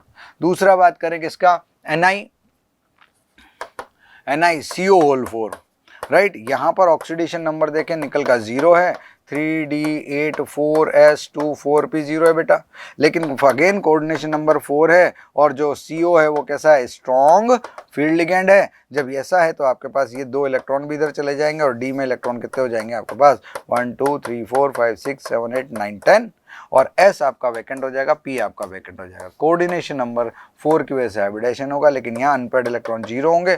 तो भाई ये जो स्पीशीज है हमारे पास कैसा हो जाएगा, डाइमैग्नेटिक हो जाएगा। तो ये भी गड़बड़ हो गई, राइट, ठीक है। नेक्स्ट आपके पास है कौन, सी वाला कौन होगा, NiCN4। अरे सर ये भी सेम चीज हो गई फिर तो, लेकिन यहाँ निकल का जो ऑक्सीडेशन नंबर है वो कितना है आपके पास, +2 आ जाता है। तो 3D8 4s0 4p0 है।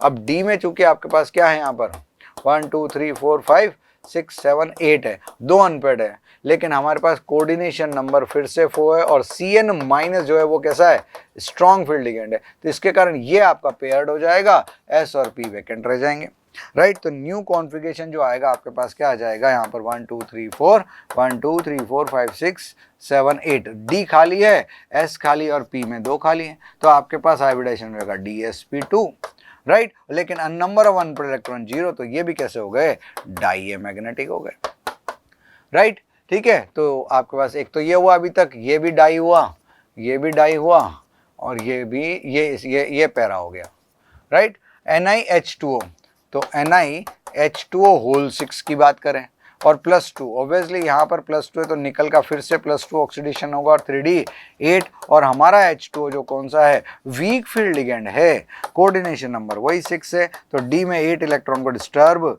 नहीं कर सकते, 1 2 3 4 5 6 7 और 8। S भी खाली है, P के 3 खाली और D के अगले वाले 1 2 3 4, तो आपके पास 4s 4p और 4d की बात करें तो यहाँ पर हाइब्रिडाइजेशन क्या हो जाएगा, sp3d2 और 2 अनपेड इलेक्ट्रॉन हो जाएंगे, जिससे यह कैसा हो जाएगा, पैरामैग्नेटिक हो जाएगा। तो दिस वन आल्सो पैरामैग्नेटिज्म। अब यहाँ पर NiPPH4 की बात करें तो भाई ये भी स्ट्रॉन्ग फील्ड लिगेंड है और फिर वही निकल किस में है, 0 ऑक्सीडेशन नंबर में। तो यही वाली सिचुएशन हो जाएगी कि Ni 0 है और NiPPH3 आपके पास क्या होगा, जो 3D8 4s2 4p0 था, ये इधर जाकर क्या होगा, 3D10 4s0 4p0 हो जाएगा, 3D10 4s0 और 4p0 हो जाएगा। तो ये कंबाइन होकर आपके पास sp3 हाइब्रिडाइजेशन और D10 होने से नंबर ऑफ अनपेड इलेक्ट्रॉन 0 हो जाएंगे। तो ये भी कैसा हो जाएगा, आपका डाइमैग्नेटिक हो जाएगा।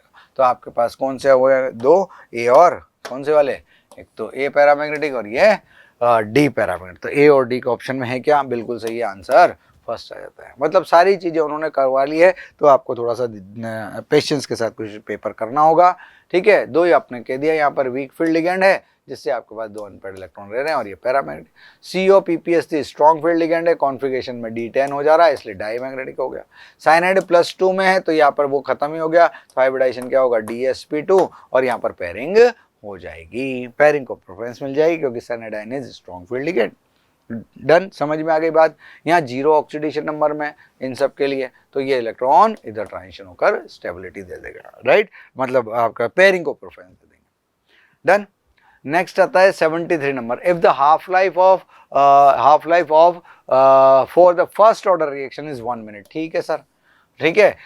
Time required for 99.9% completion of the reaction is close to आएगा, राइट, ये पूछा है उन्होंने, ठीक है। तो 5 मिनट, 10 मिनट और 2 मिनट। तो फर्स्ट ऑर्डर रिएक्शन है आपका, दो कंपैरिजन हो जाता है सीधा सीधा। अगर x% अपने पास फॉर किसके लिए, फर्स्ट ऑर्डर रिएक्शन, राइट।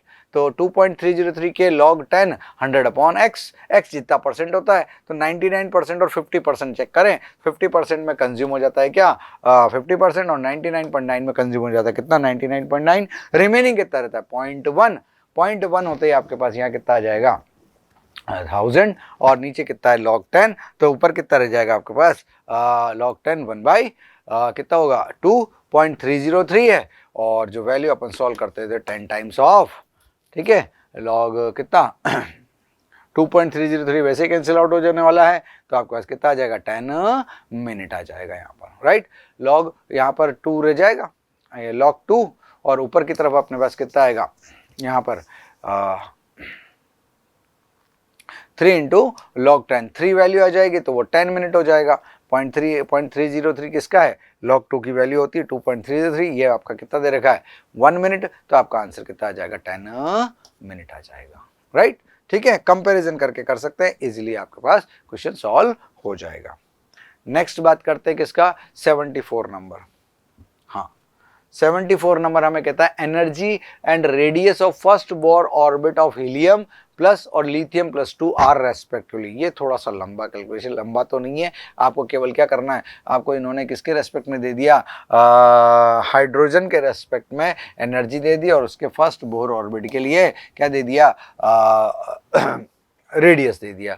तो आपके पास जो एनर्जी का फॉर्मूला है for nth orbit for 1 electron system, E_nth is equal to minus कितना है 2.18 इंटू 10⁻⁻18 जूल, ठीक है, इंटू कितना आता है यहाँ पर Z²/n², राइट। अब लिथियम के लिए बात करें +2 के लिए तो Z=3 होता है और n=1 है, राइट। और हीलियम के लिए बात करें तो आपके पास Z=2 है और n सबके लिए 1 है, राइट। हाइड्रोजन के रेस्पेक्ट में बात करेंगे तो वो उन्होंने RH दिया हुआ है तो उसके रेस्पेक्ट में निकाल लो, वरना सीधा ही है। तो फर्स्ट आप एनर्जी निकालेंगे, एनर्जी फॉर क्या होगा, फर्स्ट फॉर लिथियम 2+, तो वो कैलकुलेट करेंगे 2.18 इंटू 10⁻⁻, कितना बेटा 18 है ना, -18 इंटू कितना आ जाएगा यहाँ पर 3²/1²। सॉल्व करेंगे तो अपने पास यहाँ पर निकल के आ जाएगा इसकी वैल्यू 2 और 9 कितना 18, 19 पॉइंट समथिंग वैल्यू आ जाएगी इंटू 18, ठीक है। और जो सेकंड नंबर है आपके पास कौन सा है, एनर्जी 1 फॉर हीलियम आयन, वो वैल्यू आएगी अपने पास -2.18 इंटू 10 कितना 18 इंटू यहाँ पर 2² आ जाएगा अपॉन 1, 8 और 4 ये 9 पॉइंट समथिंग वैल्यू आ जानी चाहिए। तो आपके पास एक तो 18, 19 वाला हुआ और एक ये लिथियम के लिए और दूसरा हीलियम के लिए 8 पॉइंट समथिंग, तो ये दोनों तो मैच कर रहे हैं, ठीक है ना। 16 नहीं आएगा, ध्यान रखना कौन सा आ जाएगा, ये वाला ऑप्शन अभी तक मैच कर रहा है और इसमें भी मैच कर रहा है, हाँ 19 और 18, राइट।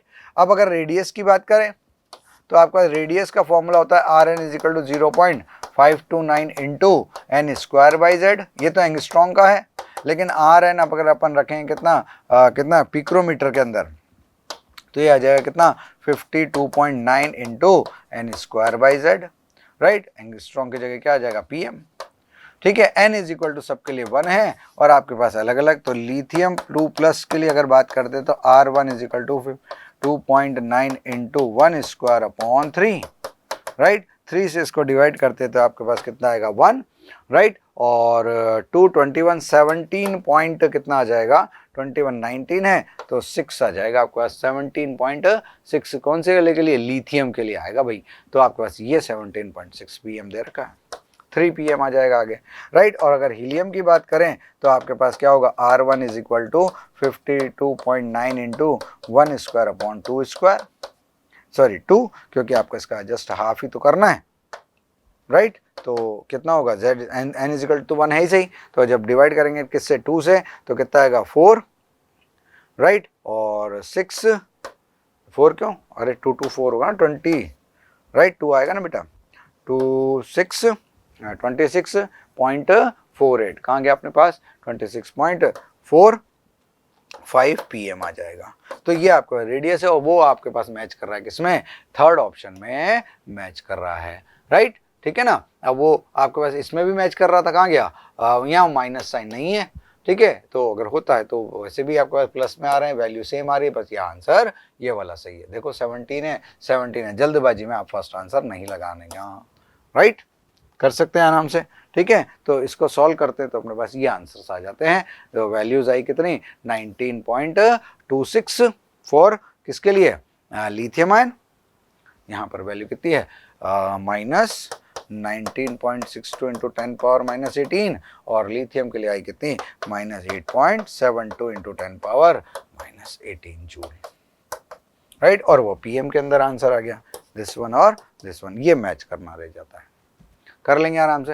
हाइड्रोजन के रेस्पेक्ट में निकाला और फिर वो RH की वैल्यू रख दी, वैसे कर लिया। यहाँ पर R के लिए Z आ जाएगा, यहाँ पर n² Z अलग अलग होता है, ठीक। और जो फर्स्ट दोनों के लिए सेम है, तो आपका लिथियम की जो रेडियस है वो नहीं रख दी इन्होंने, यहाँ पर 3 रख दिया। यही एनर्जी हीलियम के साथ किया कंपैरिजन, और फिर इसकी जगह अपने हाइड्रोजन की जगह वैल्यू रख दी, तो आपका आंसर आ गया। और इसी तरह से यहाँ पर रेडियस का कंपैरिजन करके यहाँ PM में आंसर निकाल लिया, राइट, हाइड्रोजन के रेस्पेक्ट में जो कि वैल्यू दे रखी थी, हमने वहाँ पर डायरेक्ट कर लिया। कैसे भी कर सकते हैं, दोनों तरह से इसके आंसर आ जाएंगे। आप इस तरह से करें या फिर हमने इसको फॉर्मुलेटेड करके कर दिया है। मेन फॉर्मूला आपके पास में एटॉमिक स्ट्रक्चर वाला, एक तो ये क्वेश्चन, ये वाला फॉर्मूला है जो कि कैलकुलेट करना है, और एक ये वाला फॉर्मूला है जो पिक्रोमीटर के फॉर्म में लिया हुआ है।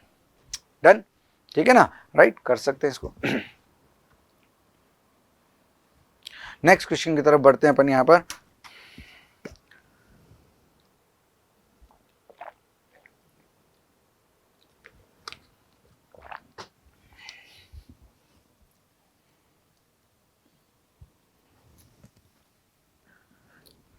सो नेक्स्ट क्वेश्चन इज, इस कैलकुलेशन के बाद कंटिन्यू करते हुए 76 ना, Dalton atomic theory could not, देखो अभी तक तो लेंदी क्वेश्चन आते, कैलकुलेशन पार्ट था, वो बैलेंस इसलिए करते हैं कि भाई 2-3 क्वेश्चन अच्छे दे दिए, फिर ब्रेक लेकर आगे चलते हो तो आपके पास इजी क्वेश्चन या थ्योरेटिकल 1 लाइन वाले क्वेश्चन भी आ जाते हैं।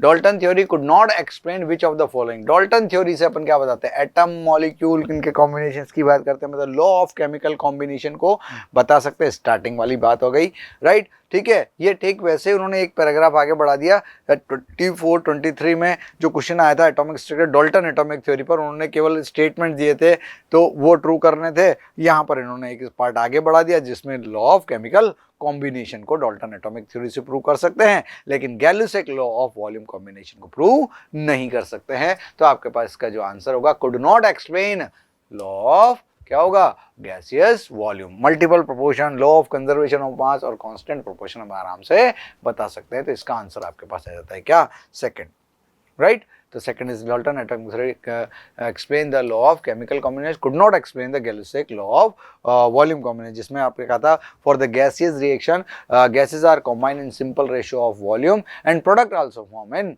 This simple ratio of volume, right, ठीक है। एडिशन भी होगा और सिंपल रेशियो में आ जाएगा।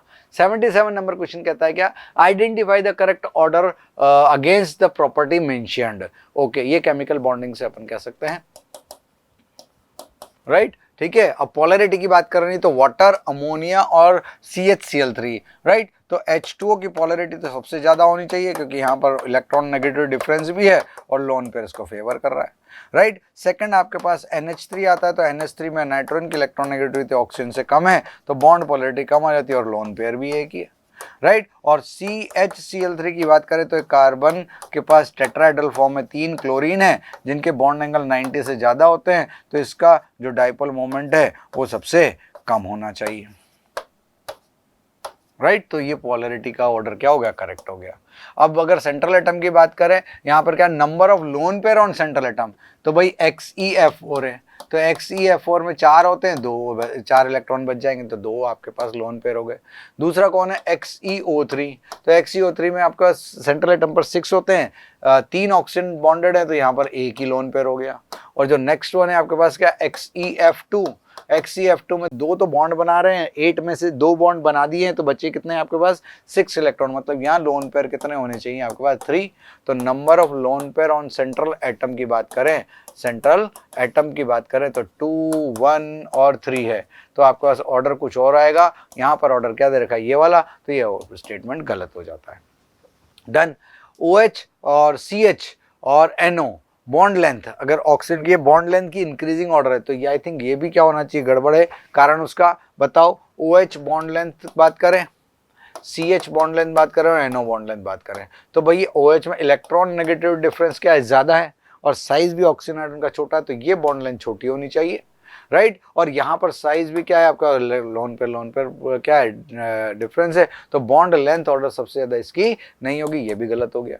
N2O2 बॉन्ड एंथैल्पी, तो N2 के अंदर N ट्रिपल बॉन्ड N होता है, O2 के अंदर O डबल बॉन्ड O होता है, और हाइड्रोजन में H सिंगल बॉन्ड H होता है, तो आपका सबसे ज़्यादा बॉन्ड एनर्जी की बात करें तो किसकी हो जाएगी, N2O2 और H2। चेक करो क्या यही क्या, हाँ बिल्कुल सही, तो A और D is correct, the given in option number क्या हो जाएगा, करेक्ट पूछ रहा है, right, correct, choose the correct answer, क्या होगा, correct order mention against the property में मेंशन्ड, राइट। तो A और D आपका करेक्ट हो जाएगा। डाइपोल ऑर्डर सही है, बिल्कुल सही बात है। लोन पेयर ऑर्डर में क्या हो गया आपके पास, यहाँ पर O3, ये वाली बात क्या आ गई 1, तो ये ऑर्डर होना चाहिए, वहां पर क्या गिवन है आपको, XeO3 बीच में आ गया, इस वजह से ये गलत हो जाएगा यहाँ पर, राइट। और जो बॉन्ड लेंथ ऑर्डर है, ये आपके पास जो NO बॉन्ड लेंथ इतना आता है, CH और ये आपके पास उल्टा हो जाता है, क्योंकि NO की सबसे ज़्यादा हो जाएगी, OH में इलेक्ट्रॉन नेगेटिव डिफरेंस ज़्यादा है, तो ये ऑर्डर आपका उल्टा होना चाहिए। और N2O2 और H2, इसमें आपके पास क्या होगा, जो बॉन्ड ऑर्डर की बात करें तो बॉन्ड ऑर्डर 3, 2 और 1, और साइज भी मैटर कर रहा है, डन। तो आपके पास थर्ड आंसर A और D इज करेक्ट। नेक्स्ट बात करते हैं अपन यहाँ पर किसके लिए, the correct order of wavelength of light absorb by the following complex, okay, right. ये थोड़ा सा मतलब एब्जॉर्ब वेवलेंथ पूछ रहा है, प्लस यहाँ पर कुछ कोऑर्डिनेशन नंबर 4 वाले हैं, कुछ आपका 6 वाले कॉम्प्लेक्स है, और इसमें स्ट्रॉन्ग और वीक दोनों तरह के ही लिगेंड है, प्लस सेंट्रल एटम के ऑक्सीडेशन नंबर को भी यहाँ पर देखना होगा, राइट। जब भी अपन बात करते हैं क्या लैम्डा एब्जॉर्ब की, वो डिपेंड करता है स्प्लिटिंग एनर्जी पर, स्प्लिटिंग एनर्जी डिपेंड्स करती है आपके पास स्ट्रेंथ ऑफ लिगेंड पर और सेंट्रल एटम के ऑक्सीडेशन नंबर पर या पॉजिटिव चार्ज डेंसिटी पर, राइट, ठीक है ना। अब एक बार बताओ, जितना ज़्यादा आपके पास स्प्लिटिंग होगा तो वेवलेंथ उतना ही कम होगा, क्योंकि स्प्लिटिंग एनर्जी किस फॉर्म में लिखते हैं अपन, E जो HC बाई लेमडा होता है, तो आपके पास delta E splitting is directly proportional 1 upon lambda. तो मतलब स्प्लिटिंग अगर ज़्यादा होती है एनर्जी, तो वेवलेंथ एब्जॉर्ब्ड कम की तरफ जाएगी, हाइयर एनर्जी की तरफ जाएगी ना, हाइयर एनर्जी की तरफ जाएगी, राइट।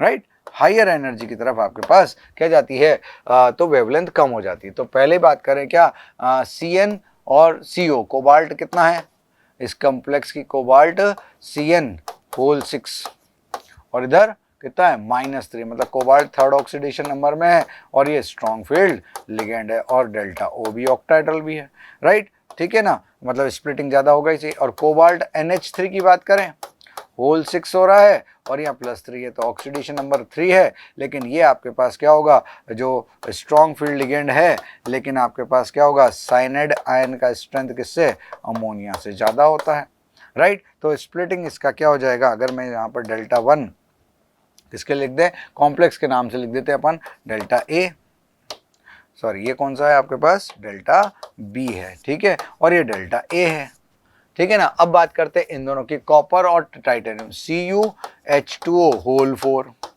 यहाँ कितना है +2, तो यहाँ पर +2 ऑक्सीडेशन नंबर है और D9 कॉन्फ़िगरेशन है, राइट। और ये H2 हमारा कौन सा वीक फील्ड लिगेंड है। अब आपके पास यहाँ TiH2O होल 6 भी है बेटा, राइट। जब +3 है तो टाइटेनियम का ऑक्सीडेशन नंबर +3 हो जाता है, और ये जो स्प्लिटिंग है इसको मैं बोल रहा हूँ क्या, डेल्टा C, और इसको बोल रहे हैं डेल्टा D, राइट। और हमारा ये भी क्या है, वीक फील्ड लिगेंड है। तो चार्ज किस पे ज्यादा है सेंट्रल एटम पर, तो आपका D3 DC से ज्यादा हो जाएगा और DB DA से ज्यादा हो जाएगा, राइट, ठीक है। और चूंकि ये आपके पास क्या वीक फील्ड है तो इन दोनों से क्या होने वाले, कम, तो delta B is higher than क्या हो जाएगा, delta A is higher than, अब पहले कौन आएगा यहाँ पर, +3 ऑक्सीडेशन नंबर वाला डेल्टा D, और फिर कौन आएगा, डेल्टा C। ये तो आपके पास एनर्जी का ऑर्डर है, कौन सा, एब्जॉर्ब्ड। तो वेवलेंथ एब्जॉर्ब्ड का जो ऑर्डर होगा वो आपके पास क्या होगा, जब आपके पास ये है तो ऑर्डर अपोजिट रहेगा, C D A और B, that is the answer, B A D C, ये आपका इंक्रीजिंग ऑर्डर होगा, B A D C, that is in given in fourth, क्योंकि आपसे पूछ रहा है क्या, order of wavelength light absorbed by the following complex, वो वेवलेंथ पूछ रहा है और आपने एनर्जी का ऑर्डर निकाला जो कि उसका इनवर्स होगा। ये अच्छा क्वेश्चन है, टफर साइड मानेंगे इसको, राइट। स्टार में लगा देता हूं जहां पर भी होता है, पहले वाले क्वेश्चन नहीं लगाया, राइट। तो आपके पास आंसर क्या हो जाएगा, फोर्थ हो जाएगा। ये आपके पास डाटा भी दे दिए भाई, इसके इन्होंने एब्जॉर्ब किया कितना, 473, सबसे कम जो है आपके पास क्या होगा, मिनिमम इसका हो जाएगा, राइट। और मैक्सिमम आपका कौन सा हो गया, कॉपर वाला, ये मैक्सिमम हो गया भाई, राइट। तो ऑर्डर आपके पास अपने आप ही बना हुआ है क्या, का सबसे कम किसका है, बी का, फिर उसके बाद कौन है, ए, राइट, उसके बाद कौन है अपना डी, और उसके बाद कौन है अपना सी, राइट, BADC, तो BADC। और हमने बिना डाटा के देखा तो आपके पास भी ऑर्डर सिमिलर मैच कर रहा है दो फैक्टर को लेकर, स्ट्रेंथ ऑफ लिगेंड और सेंट्रल एटम का ऑक्सीडेशन नंबर को। Done, alright, good question. Next अपन बात करते हैं 84, among the following electronic configuration belong to main group element. Main group element ये पीरियोडिक टेबल से अपना क्वेश्चन है, और मेन ग्रुप एलिमेंट का मतलब होता है क्या, रिप्रेजेंटेटिव एलिमेंट्स। और रिप्रेजेंटेटिव एलिमेंट्स कौन होंगे, S and P block element, S and P block element है, राइट। और SP ब्लॉक एलिमेंट का कॉन्फ़िगरेशन होता है क्या, NS12, राइट, और NS2NP126, जिनके ग्रुप नंबर आपके पास आते हैं 1 और 2 और 13 to 18। ये आपके पास क्या होंगे, अगर ये एलिमेंट हैं तो आपके पास क्या होगा, कॉन्फ़िगरेशन चेक कर लो। यहां पर क्या आया, 3S1 बिल्कुल S ब्लॉक का है, राइट। 3D3 4S2 ये भी क्या हो गया आपके, तो D ब्लॉक का हो गया, राइट। और 3D10 5S2 5P, लास्ट में क्या आ गया आपका 5P5, यानी कि ये P ब्लॉक का होगा, राइट। और 3D10 4S1 ये शायद आपका कॉपर है तो ये भी D ब्लॉक का है, राइट। और 5F6D 7S2 ये आपका क्या होगा, कौन सा, F ब्लॉक का एलिमेंट हो जाएगा, क्योंकि F पे इलेक्ट्रॉन जाकर D में चला गया, राइट। तो P ब्लॉक और S ब्लॉक के एलिमेंट कौन कौन आए भाई, यहाँ पर हमारे पास कौन कौन से एलिमेंट आए आपके, एक तो S ब्लॉक वाला है और एक P ब्लॉक वाला है, कौन सा, A और C is the correct answer only. these are known as कौन से, मेन ग्रुप एलिमेंट्स। S और P ब्लॉक के एलिमेंट को मेन ग्रुप एलिमेंट्स कहते हैं, राइट, ठीक है। S block and P block elements are called representative और मेन ग्रुप एलिमेंट। तो आपका फर्स्ट वन S ब्लॉक का है, D ब्लॉक सेकंड वाला है और P ब्लॉक सेकंड वाला है, D एंड F ये वाले होंगे, तो अपने आंसर कौन सा, A और C आ जाएगा। Done, as the configuration.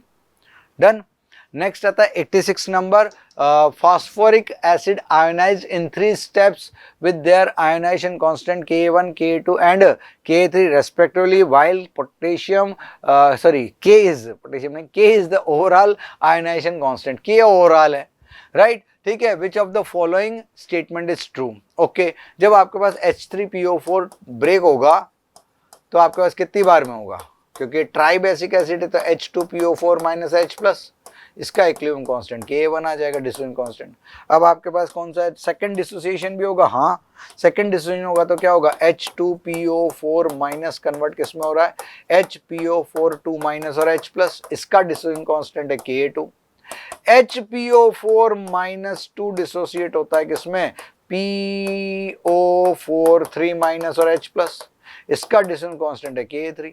Overall जब अपन करते हैं तो क्या आता है H3PO4 डिसोसिएट इन 3H प्लस और PO4 3 माइनस, राइट। ठीक है, जब अपन इसको ऐड करते हैं तो आपका नेट इक्विलिब्रियम कांस्टेंट क्या आ जाएगा K1 into K2 into K3, right. और जब पूरा लॉग ले लेंगे जैसा कि आपके पास ऑप्शन में दिख रहा है तो log K is equal to log Ka1 plus log Ka2 plus log Ka3 हो जाएगा, राइट।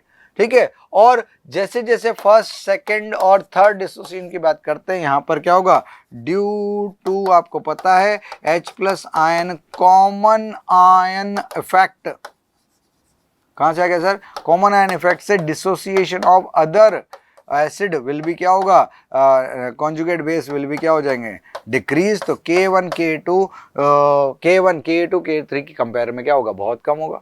तो फर्स्ट ऑप्शन आपका क्या होगा, सही हो गया। H3PO4 नीचे करना था, स्ट्रॉन्ग एसिड देन H2PO4, सही बात है। K वैल्यू ज्यादा होगी, एसिडिक स्ट्रेंथ ज्यादा होता है, और order of K1 K2 K3 is, तो ये आपका गलत हो जाएगा, डी ऑप्शन। तो ABC is correct which is given in second option. Done, ठीक है ना। इसको अपन प्रिंटेड देखें तो अपने पास यहाँ पर ये टाइप किया हुआ है, K1 K2 K3 है। ओवरऑल देखेंगे तो आपके पास ये आ जाएगा, और K1 K2 का मल्टीप्लिकेशन आपके पास आता है। जब लॉग लेते तो आपके पास क्या आएगा, log K1 log K2 log K3। और पॉलीप्रोटिक एसिड के लिए फर्स्ट डिस्ट्रीब्यूशन डोमिनेंट करता है, सेकेंड और थर्ड डिस्ट्रीब्यूशन बहुत बहुत कम हो जाता है ड्यू टू कॉमन आयन और लीस्ट सेटल प्रिंसिपल के अकॉर्डिंग। पहले से रिएक्टिव प्रोडक्ट प्रेजेंट है तो वो उसका डिसोसिएशन कम हो जाता है। डन। 87 नंबर का क्वेश्चन है, विच ऑफ द